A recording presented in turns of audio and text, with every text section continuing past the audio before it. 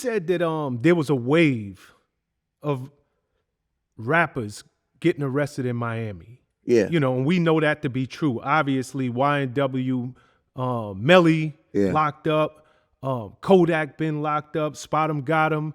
It's just a whole wave of these rappers that been locked up in Florida and Miami specific. Right.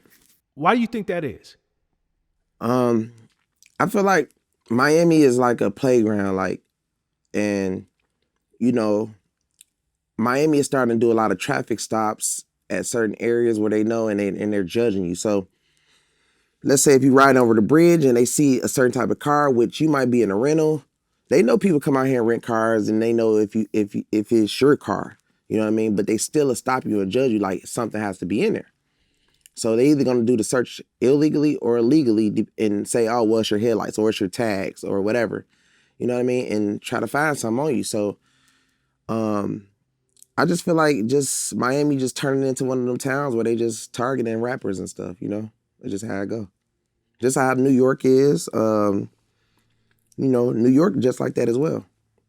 Mm-hmm. Yeah. Mm-hmm.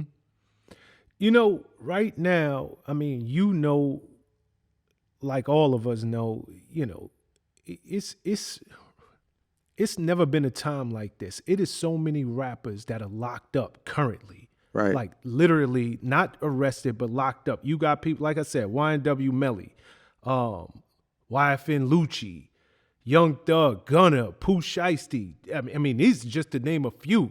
Casanova's locked up. Chef G, TK. I could keep going on. It's about 40 plus of them locked up right now. Do you think it's targeting? Because, you know, you said out your own mouth, you was like, yo, I just don't think a lot of them are moving right. What do you mean by that? Moving right meaning like, okay, before you get on, you move a certain way. Then when you get on, you still have to move a certain way. But you have to be smarter with it. So let's say if I'm in the hood and I carry guns and I'm with all my friends and we moving around in cars and doing this, it's better to knowing that you are an asset to start moving the right way. You know what I mean? Because you got to protect the record label's money, and your situation with your friends, because everybody looking at you to make it, and you know what I mean? Like, you a stepping stone for a lot of people. So you have to move right. You got to have security. You got to, if you going to have guns in the car, don't put them in your car. You know what I mean? Put them in somebody else's car. Or if you're going to have drugs, put them in somebody else's car. No, you as an asset got to protect yourself at all times. That's how I look at it. Do you think a lot of rappers are just keeping it too real too long? It could be possibly, bro. Like, some people don't want to get looked at as being fake to their homies. You know what I mean? Some people, they look at like, man, I don't need no security. You know what I mean? Because at the end of the day, I get it. You know what I mean? If a shootout happened and, you know, the security's scared and, you know, you don't got your pipe and everybody's shooting, you still feel better with your, you know, protecting your own life. I get that. But if you feel like that shit, hire more. You know what I mean? But at the same time, the police is really, to be honest, can't wait till you do something, because if you a felon or you in one of those states that you don't supposed to have a gun, they ain't gonna do nothing but, okay, let's say if somebody running your house, right? And this one of them states that you're not allowed to have a gun. Yeah, you might get the free kill or whatever, but they still gonna end up charging you, still gonna end up getting a whole lot of time for having a pistol. You feel me? Mm-hmm. So, I mean, it's not really a win-win out here unless you have that great security and it's on record, you know what I mean? Because if something happened with you with the security, then they damn near go, oh, well, you know, it's qualified and this and that, and, you know, they'll let you go damn near. So it's smarter to move with security, man. It's just smarter to have your team real tight, strong, good lawyers, stuff like that. You know, Vlad and Boosie, everybody know Boosie, he's a friend to the channel. Yeah. He's always sitting down with Vlad, and he gives some of the most memorable quotes and most memorable interviews. And him and Vlad was talking about hiring security, 24-hour security. And essentially, Boosie was like, yo, that's all good, but I'm going to trust my niggas any day of the week, because I know if it go down, those are going to be the ones that put the work in. Yeah. So yeah, he right about that. Now, I feel like this with security. At the end of the day, security is just have a job, and their job mostly is not to protect your life. It's actually to get paid and go home and make it back home to their family.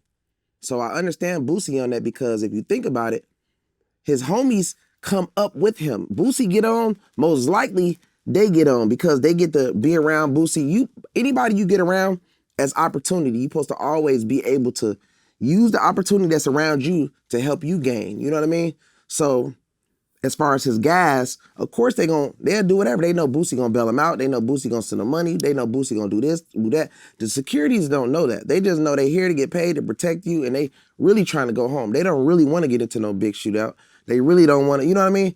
Versus your guys, they gonna protect, they gonna do any and everything to make sure you good. You know what I mean? Because it's more like a family thing, like a security. Don't get me wrong, I have a great security that's like a family to me, you know what I mean? But some security you might hire outside could be the ones that even set you up.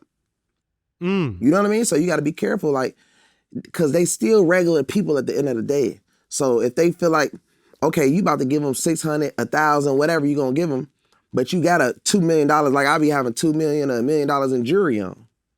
You understand what I'm saying? So which one do you really want? You want all this jury this man got on, and you got a couple little nephews or cousins who will come do this, and that?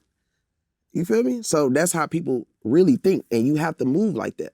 You can't really trust nobody, not even your security. That's crazy. So it almost feels like a lot of these artists, they're caught in a position like, what do I do? I want to move the right way. I want to hire legal security. Yeah, but you can't really trust them. If you're going to hire security and they from, like, let's say if you build a relationship with the security over the times or whatever, you might want to fly with that certain security, because you go to these other states and hiring these other security who don't know you, that's tied in with either gangs or they tied in with, they on some greed shit where they want some money. Then it can get difficult for you, because you would think you super protected. Or if I would hire security, I hire one security from this establishment, one security from that establishment, one security they do not even know each other. You get what I'm saying? And they don't all got to be black. You can hire a white guy or this type of guy. That, you know what I mean? Because a plan has to be done the right way. So if they all from the same establishment, it might be 3 black dudes or 3 white, whatever. You know what I'm saying? A plan can be done the right way if they know each other, because they in the same thing. They only making, let's say if they only making $3,000 a week. They like, shit, you a whole lick. You know what I'm saying? Because you know how rappers move. They might have 250,000 in a bag, 2 million in jury on, and you hiring somebody that's only getting paid $3,000. Shit, if I was smart, I was a gang member, the first thing I'd do is be a security guard. And then every time when I get the job to be a security guard, I ain't gonna do nothing but be your security, and then just have my homies rob your ass. That's real. I'm just being honest. That's what I would do. But, I'm just basically telling you, like, this is how the world really works. The world is not like what you really think. Oh, go get security and this and that.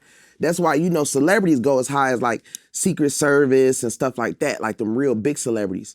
They get the real deal security, because once you start messing with the affordable security, you got to look at your life. Your life is being protected. You're going to a venue and there's going to be all these type of people that can, like, for instance, back in the day in Chicago, we used to get in the clubs with our guns.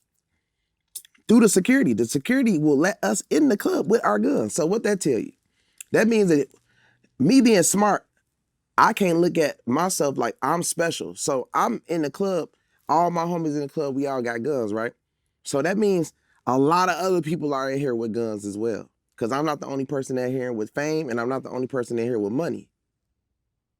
So that was my first sign to know that a lot of security couldn't be trusted. You feel me? Yeah, absolutely.